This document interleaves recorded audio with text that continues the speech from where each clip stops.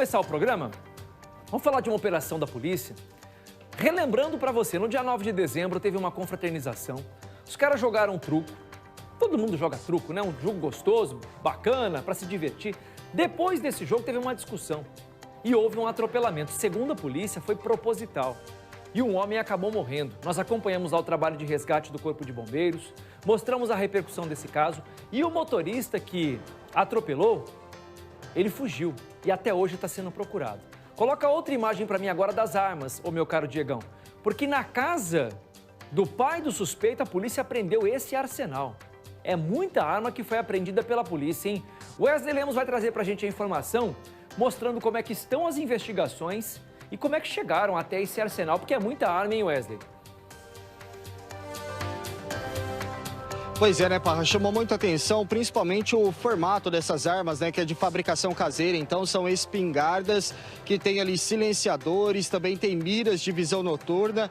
Ou seja, a polícia ficou realmente impressionada com essas armas, né, que não esperava encontrar, então, essas carabinas na casa do pai desse suspeito. A Polícia Civil continua investigando o caso. Então, o Elton Ribeiro da Silva, infelizmente, morreu aos 43 anos, no dia 9 de dezembro. O atropelamento aconteceu em uma estrada, então em uma rua de terra, no Silo 3. Ele estava em uma fazenda, em uma confraternização com colegas de trabalho, inclusive no dia 9.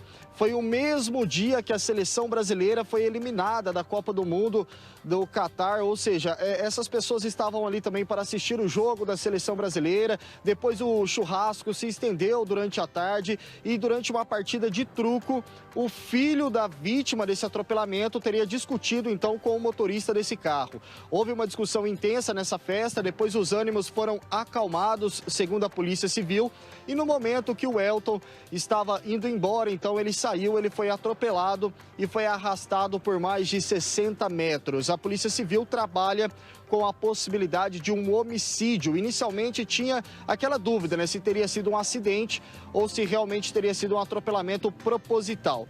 Depois das investigações da Polícia Civil, que inclusive analisou algumas imagens de câmeras de segurança que não foram divulgadas para a imprensa, o delegado chegou à conclusão que realmente foi um homicídio.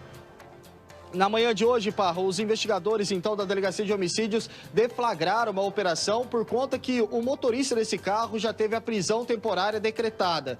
Os investigadores foram atrás deste homem na zona norte de Londrina, em uma casa no conjunto Farid Libos. Durante as buscas, esse homem não estava mais no local. Segundo o que apurou a polícia, ele teria saído ontem à noite, inclusive levado as roupas e alguns móveis, ou seja, ele realmente fugiu, né, da operação policial. A defesa dele, a advogada, já desconfiava que algo poderia acontecer e esse homem saiu da casa. Mas os policiais encontraram, então, 3 espingardas que são de fabricação caseira, que tem silenciadores, também tem ali, enfim... Tem a forma ali de visão noturna, né, que chamou muito atenção. Essas armas provavelmente eram utilizadas para caças e o homem, então, que é o pai do suspeito deste crime, foi preso pelo porte ilegal de arma de fogo. Nós preparamos uma reportagem completa, conversamos com o delegado responsável pelas investigações e vamos assistir agora. As armas chamam a atenção. As espingardas de fabricação caseira foram apreendidas em uma casa no conjunto Farid Libos, na zona norte de Londrina. Investigadores da Delegacia de Homicídios ainda encontraram mais de 120 munições, miras de visão noturna e silenciadores. O arsenal estava na casa do pai do suspeito de atropelar e matar Elton Ribeiro da Silva, de 43 anos, no dia 9 de dezembro. A operação era para encontrar o motorista assassino, mas foi o dono das armas que acabou preso. Tudo começa quando nós pedimos prisão temporária do suspeito de atropelamento e da morte do Elton. E durante o cumprimento de mandado nós fomos até a residência dele, ele não estava mais. Vizinhos informaram que ele teria sido orientado a sair da residência. O pai alega que a advogada orientou ele a sair da residência ontem à noite. E então na residência dele ele não estava. Fomos até a casa do pai, lá para fazer busca também, encontramos o carro utilizado no atropelamento, o carro foi apreendido. Durante as buscas na residência encontramos 3 espingardas, carabinas, né? São armas longas, diversas munições calibre .38 e .22. Essas armas estavam na posse do pai, o pai estava lá, então por isso o pai foi preso em flagrante pelo crime de posse irregular de arma de fogo. O atropelamento aconteceu na rua Capitão Jaci da Silva, no Silo 3, um local afastado e com pouco movimento de veículos. Elton estava em uma confraternização com colegas de trabalho e, quando saiu da chácara, foi atropelado por um convidado da festa. Imagens de câmeras que não foram divulgadas e depoimentos são essenciais para o inquérito. Imagens de câmera de segurança mostram ali, embora de forma longe, mostra que a vítima chega e já na sequência o carro do autor já sai e atropela, né? A imagem está um pouco longe. Ouvimos duas testemunhas, nós observamos que as pessoas estão com medo de falar, porque se conhecem ali. E outras pessoas nós tínhamos que marcar, elas também estavam relutantes de comparecer aqui e de falar sobre o fato. Foi por isso que nós pedimos a prisão temporária do suspeito, para que essas testemunhas agora tenham tranquilidade e paz de comparecer na delegacia e falar o que viram, o que sabe dos fatos, de forma espontânea, sem medo de alguma represália. Atropelamento ou um crime? Essa foi a principal linha de investigação da polícia. E para o delegado não restam dúvidas. O motorista teve a intenção de atropelar Elton e vai responder por homicídio. O que nós apuramos até agora foi um assassinato. Havia uma confraternização das empresas, eles são um barracão que tem 5 empresas. Pai e filho trabalhavam em uma empresa e o suspeito de ser autor trabalhava na outra empresa. Durante o jogo de baralho entre o filho da vítima e o suspeito de ser autor, eles tiveram uma discussão. Então o filho da vítima sai, para não ter mais briga, ele sai e vai para o banheiro, para ficar longe desse suspeito.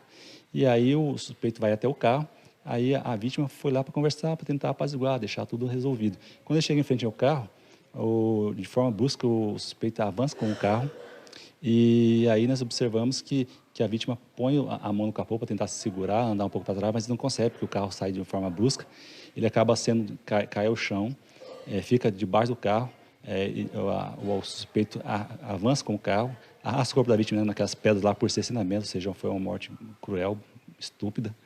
E aí a vítima é arrastada, até que tem uma parte, tem um pouco de uma depressão, o corpo fica numa parte de uma depressão ali na pista, ali, naquela estrada de pedra ali, e o carro continuou fugindo em alta velocidade. Um dos 3 filhos de Elton teria presenciado toda a cena e tentou reanimar o pai. Outros familiares e amigos acompanharam o atendimento do SIAT e ficaram desesperados com a morte do homem.